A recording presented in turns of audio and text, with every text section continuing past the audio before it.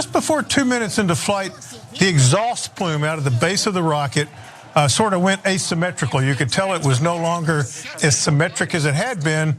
And a few seconds after that, it started a slow tumble and then exploded.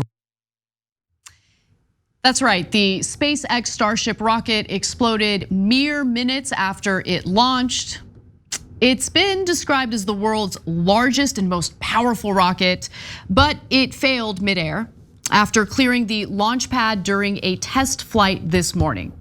Now, just to give you a few more details about it, SpaceX's Starship, the most powerful rocket ever built, although, I mean, it exploded, but nonetheless, took off from a launch pad on the coast of South Texas on Thursday at 9:28 a.m. Eastern time, but exploded midair before stage separation. Thursday's launch marked the vehicle's historic first test flight. Now, the flight reached its highest point, which was 24.2 miles above the ground. And the explosion occurred about 4 minutes after liftoff, and that's according to SpaceX, which of course is led by Elon Musk, who seems to be on Twitter all day, so that could be part of the problem, I don't know. But for some reason, reporters over at CBS really felt the need to spin this as a massive victory for Elon Musk. Oh, come on. No, I'm not kidding. I'll provide the receipts right now, in fact, let's watch. You know, we called it a failure at the top of the show. It's really maybe a successful failure is one way to put it. I mean, you know, it's the first flight of a rocket this big, biggest rocket ever built. And the fact that they got it up at all was fairly impressive. For people who are watching it, when you say, it's hard for people to reconcile it didn't work with it was successful, even if it didn't work. Yeah, but I mean, you know, failure, as we know, for most things that are hard to do, the road to success includes a lot of failure. Sure. That's how you get there. That's how you get there. So the rich and the powerful must always be fluffed on corporate media. Dude, it is incredible. Look, I am not discounting I mean, this is not an easy thing to accomplish, right? So I'm not trying to minimize that, but can CBS relax for a second? Yeah, look here. You know what, this was a successful failure. The successful failure lines. I mean, that's so corporate media. It is. Right, and you know what else was the largest of its kind? The Titanic. And if they were around back then, mainstream media would be like, well, to be fair to the corporation that owns the Titanic, it was a bit of a successful failure. I mean, they got it in the water and it did hit the iceberg. I mean, the iceberg also got damaged. Okay, so the spin is unbelievable. You know, so these goofballs, the Elon Musk and Jeff Bezos, et cetera, they build these rockets in the shape of penises. I mean, let's be honest, right? I mean, the Bezos one is like, it's the most phallic thing I have ever seen. No, I totally get that, but don't they have to be? Isn't it like an aerodynamic thing? No, they have to be phallic. I get it, yeah. right? But the Bezos one has a head. I mean, it's, anyways. Just the tip? No, it has the tip, but it has the shaft as well. Anyways, but then corporate media comes along and they're like, look at that big, beautiful rocket. It's so powerful. Oh, you know what? It blew up, but that's good. You know, those things are supposed to blow at some point. That's a successful failure right there. Look, now the essence of this story. Look, guys, we've been told our whole life this what I call great man myth, right? And there are these great men and they are the leaders of industry and they are the leaders of our government and they are so smart and successful and amazing, right? Even their failures are successful. Well, now Elon Musk has accidentally lifted the curtain and we could all see them. Because Elon Musk is so visible. He's tweeting every thought. We see exactly what he's doing. And you're like, wait, you're supposed to be running Tesla on that stock is crashing. You're supposed to be running SpaceX and that thing's literally blowing up. And then Twitter's a mess. It's an unbelievable mess and you overpaid by 20 or 30 billion dollars. The mask is off. The great men myth is corporate media telling you to bow your head to the rich and the powerful. You're absolutely right. And there are real consequences to that, right? Because about 10 years ago, the government started privatizing space exploration, which is what paved the way for someone like Elon Musk to pursue what he's pursuing with SpaceX. So some people are just blinded by their weird obsession and undying love for Elon Musk, but it's really important to understand what's motivating Elon Musk to do this in the first place. He's not doing it, he's not engaging in space exploration for the good of mankind. He's interested in extracting resources from space to make him even more wealthy. So I want to give you a little bit of background because I think this is actually the most interesting part of the story. I would much rather have NASA rather than this weird public-private partnership thing that they're going for now. I'd rather have the government pursue this because if there are benefits to space exploration, it could actually, there's more likelihood of it being democratized as opposed to having private corporations take over and reap the benefits of whatever they do in space. And so, why exactly do people like Elon Musk and Jeff Bezos want to do space exploration? Well, it turns out that there are some resources that they might want to extract, something known as helium-3 that could be a fuel source here on planet Earth. So that's part of it. Now, Obama signed into law something that makes it possible for private industry to go into space and extract resources for their own personal profits. So again, this was a 2015 law.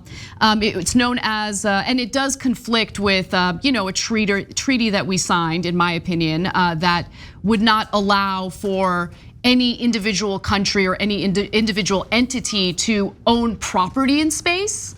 And the argument here is, no, but the 2015 law that Kevin McCarthy proposed, it passed and Obama signed, it doesn't conflict because extracting resources is not the same as extracting property or owning property in space, which I don't know how that actually plays out. So the law was passed in May of 2015. It allows US industries to engage in the commercial exploration and exploitation of space resources.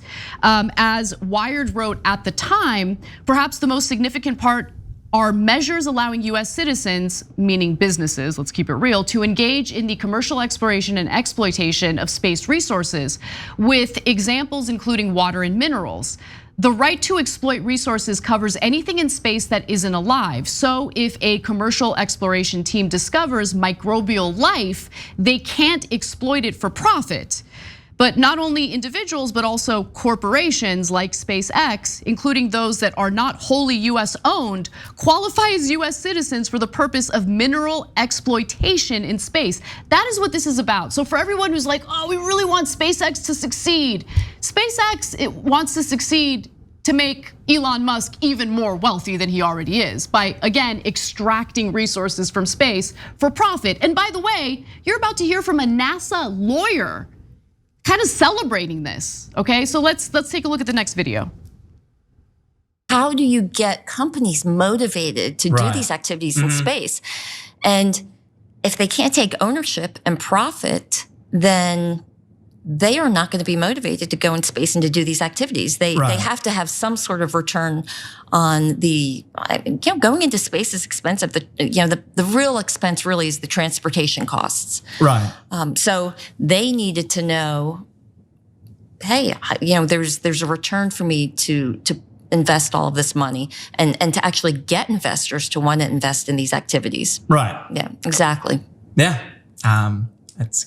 Capitalism works. Does it?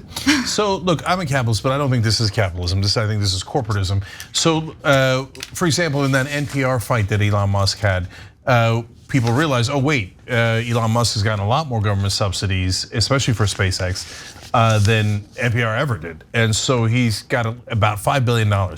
So here's how capitalism actually works.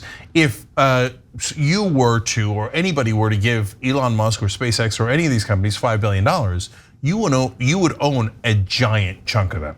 So if they were to have the proper motivations to go to space and exploit the minerals, well, okay, I get it, right? And they got to make a profit, that's okay. But then we, the American taxpayer, would get a huge percentage of those profits for having put in $5 billion. But that's not how things are working these days. No, we have corporatism. So these corporations just bribe a couple of government officials, they call them campaign contributions, and then they go, oh, here, have the $5 billion for free. Don't worry about giving the American taxpayer back anything.